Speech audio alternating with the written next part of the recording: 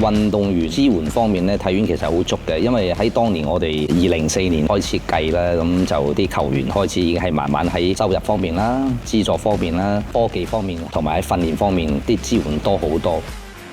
除咗係好直接嘅財政資助之外啦，咁亦都有好多 fitness 啊、體能啊、心理啊、醫療方面嘅支援。最主要就係可以有一個好好嘅訓練環境啦，同埋一個好好嘅平台啦，俾我哋去參加比賽啦。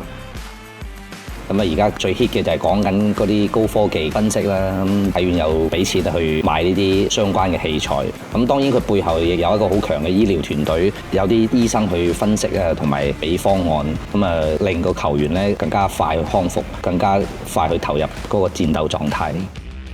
體院治療嘅呢個部門，咁其實係我自己認為已經係全世界最專業、最頂尖嘅一個醫療團隊，都會有好多專業嘅醫生去幫我會診啦、覆診啦。體院呢亦都有中國手法大夫啦，去幫我做肌肉放鬆同埋物理治療。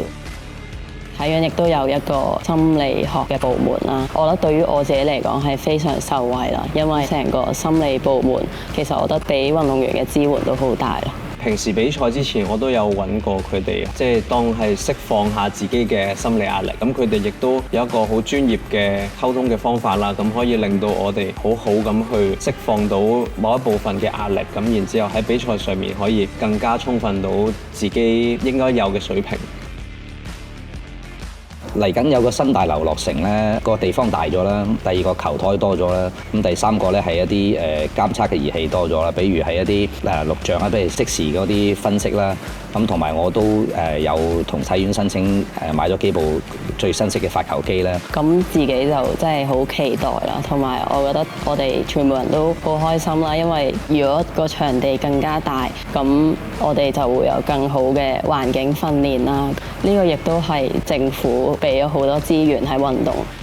訓練嘅模式咧係多樣化咗嘅，比如我哋有時去內地訓練啦，包括請外國選手過嚟一齊訓練啊，咁呢啲都係需要體院支持咯。咁當然具體嘅訓練方式同埋嗰個對手啊，都係我哋教練啊或者總會安排咯。所以我覺得而家啲運動員攞到成績都係同體院資助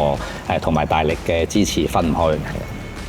我同阿杜啦，亦都更加希望可以去再行前一步，幫我哋中國香港嘅代表團去拎到獎牌，希望都可以跟隨我哋前輩嘅腳步啦。即係如果你真係好中意呢個運動嘅話，咁我就鼓勵你大膽啲咁樣去選擇啦。咁但係對於嗰個結果或者個成績係未知嘅，但係我覺得如果你真係中意一樣嘢嘅話，只要堅持落去，一定會成功。